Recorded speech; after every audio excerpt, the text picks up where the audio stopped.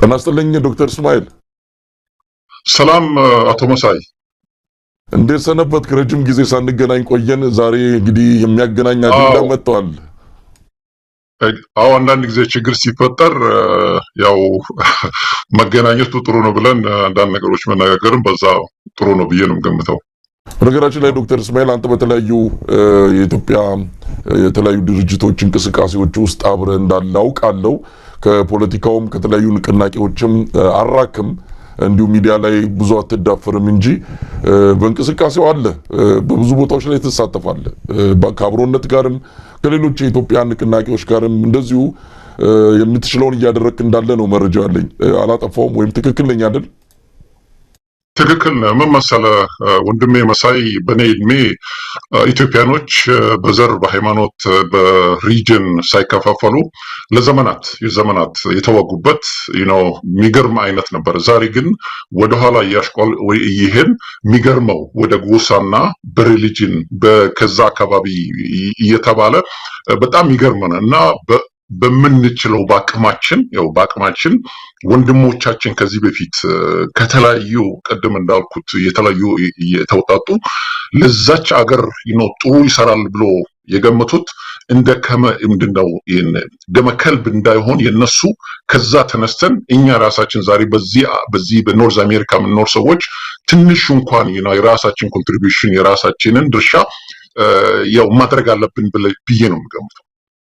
እንግዲህ ዶክተር እስማኤል ዛሬ በእርግጥ የተገናኘ ነው ሰሞኑን ባለፈው ሳምንት ነው። ያው አብይ አህመድ በፓርላማ ተገኝቶ ባቀረበው ንግግር ላይ የድሬዳዋን በተመለከተ በኦሮሚያ ክልል ስር እንደነበረች የገለጸበት መንገድ በብዙዎች ዘንድ አልተወደደም። በሶማሌ ተወላጅም በሌሎች ኢትዮጵያውያንም ዘንድ አብይ አህመድ ይህንን ለምንድን ነው ያመጣው? የምክክር ኮሚሽን የሚል ራሱ የሚቆጣጠረው ራሱ የመሰረተውና በራሱ ጊዜ ሊያፈርሰው የተዘጋጀ አንድ ኮሚሽን አለ። ያ ኮሚሽን አንዱ ካቀረባቸው ወይም ደግሞ ከሰበሰባቸው አጀንዳዎች መሃል ድሬዳዋን፣ ሞያሌን፣ ሀረርን፣ አዲስ አበባን ጨምሮ ሌሎች አካባቢዎችን በኦሮሚያ ክልል ስር እንዲጠቃለሉ ማድረግ ነውና ለዛ እያመቻቸ ነው የሚል ነገር በብዙዎች ዘንድ ተነስቷል። ለማንኛውም እንደው የአብይ አህመድን ንግግር እንዴት ተመለከትከው ዶክተር እስማኤል?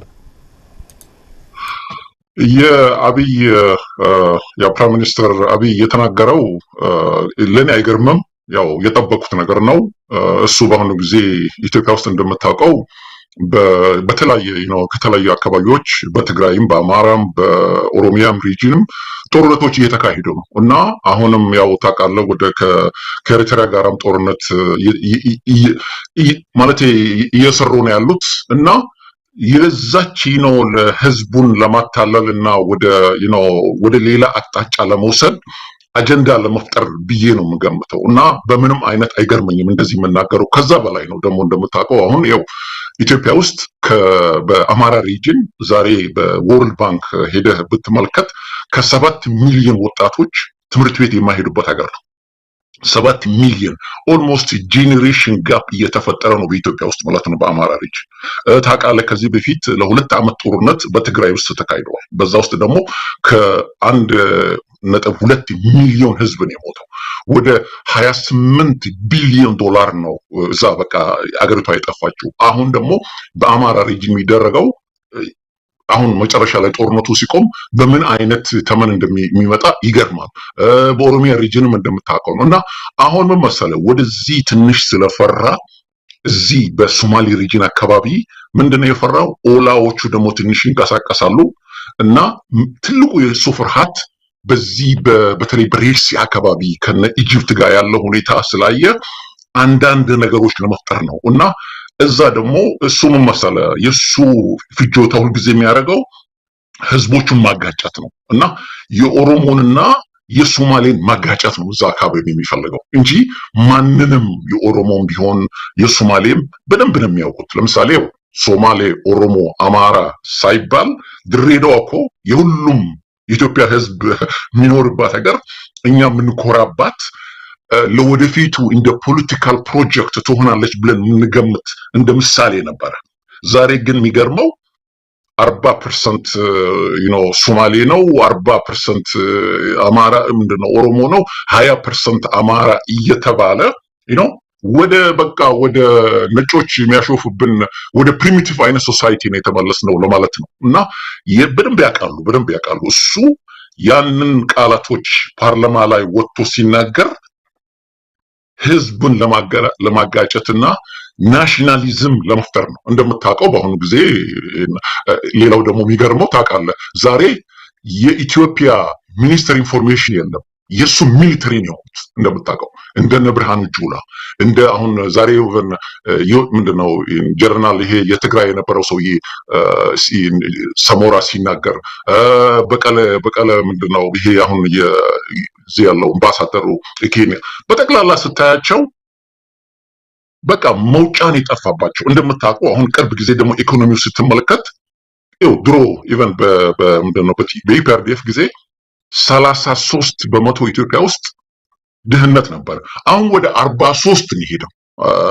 አቶ ተሾመ እናንተ ብዙ ኢቨን ሪሰርች የሆነ አዘል ሰርታችኋል ማለት ነው።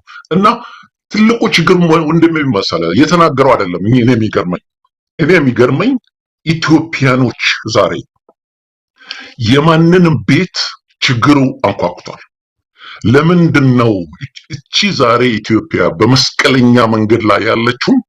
አንድ ላይ ተቀምጠን ልዩነታችን ጎን አስቀምጠን ሁላችንም በምንድንበት አይነት እጅ ለእጅ ተያይዘን አንድና አንድ ብለን ይህንን ሰውዬ ከዚህ ጋር ስሰን ለምን እዛ እንሄድም?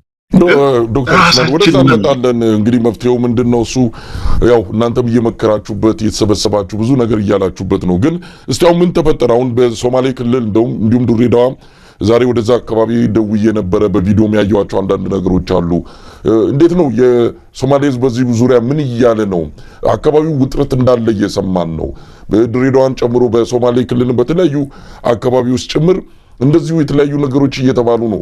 የኦሮሚያ ሚዲያ ኔትወርክ ኦኤምኤን አንድ ዜናም አውጥቶ ነበር። ጅጅጋም ጭምር የኦሮሞ እንደሆነች ከመቼ ጀምሮ እንደሆነ ወደ ሶማሌ ክልል ርዕሰ ከተማነት የተቀየረችው በእንደዚህ አይነት አሬንጅመንት ነው፣ በእንደዚህ አይነት ምክንያት ነው የሚልም አንድ ጽሑፍ ቀርቧል። እና ነገሮች ዝም ብሎ አይመጡም። የሆነ ወቅት እየጠበቁ የሆነ ነገር ሲፈልጉ የሚመጡበት ሁኔታ ነው ያለው። ለማንኛውም የህዝቡ ስሜት ምን ይመስላል? እንዴት ነው ድሬዳዋ ያለው ሁኔታ? በሌሎች የሶማሌ ክልል አካባቢዎችስ ምን እየተባለ ነው? የኛ ኡጋስ ሙስጠፋ የሚባሉት ዛሬ ከሌላው ኡጋስ የኛ ኡጋስ ደግሞ እሱም የጉርጉራ ሁለቱ እዛ አካባቢ የጉርጉራና ኢሳ ነበረ ኢቨን በኃይለ ሥላሴ ጊዜ የሚባሉት እነሱ በውጪ ወጥተው ህዝብ ኢቨን በውጪ ወጥተው ምንድነው በተለይ ሙስጠፋና ዳውድ ሲናገሩ ምንድነው ያሉት? ሜሴጅ ሰጡት።